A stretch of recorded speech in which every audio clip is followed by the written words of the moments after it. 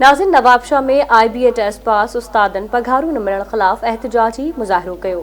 उन हवाले सां ॾिसूं था AK डायरी जी रिपोर्ट।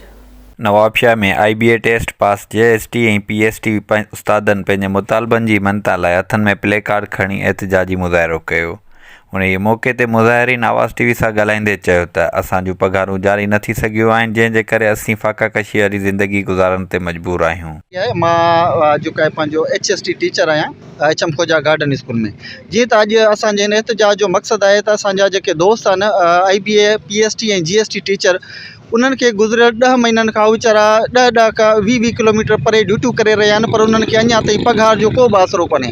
जॾहिं त सेक्रेटरी साहिबु रोज़ु लाइव अची जेको आहे पंहिंजो रोज़ु ॻाल्हियूं त कंदो आहे त साईं असांखे ही प्रॉब्लम आहिनि, पर जॾहिं असां सैलरी जी ॻाल्हि कयूं था तू चवे थो त बाबा अञा सैलरी जो जेको आहे असां वटि को शेड्यूल बि अञा कोन आयो आहे, तव्हांजा DOs जेके आहिनि असांखे अञा ताईं उन्हनि डेटा बि कोन मोकिली आहे। सो असांजो मुतालबो इहो आहे त जेको आहे इहो इन प्रोसेस खे जल्दी मुकमल करे असांजा जेके बि उस्ताद आहिनि उन्हनि खे पघार जारी कई वञे ऐं उन्हनि जो जेको मुआशी क़तल आहे उहो बंदि कयो वञे। अॼु हिते एहतिजाज करे रहिया आहियूं त IBA पास JST ऐं IBA पास PST जी तनख़्वाह फिलफोर रिलीज़ कई वञे।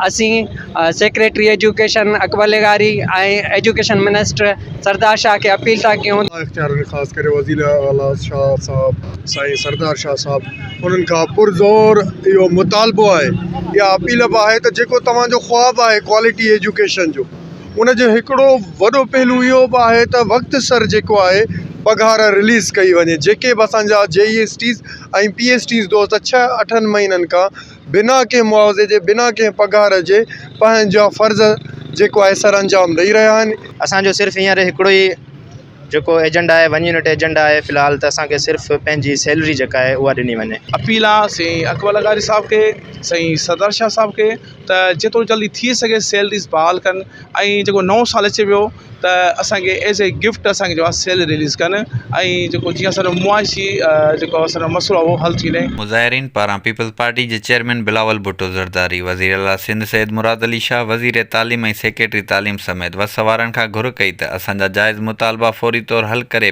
बेचैनी ख़तमु कई वञे। कैमरामैन फरमान अल्लाह सां गॾु AK डायरी, आवाज़ TV न्यूज़, शहीद बेनज़ीराबाद।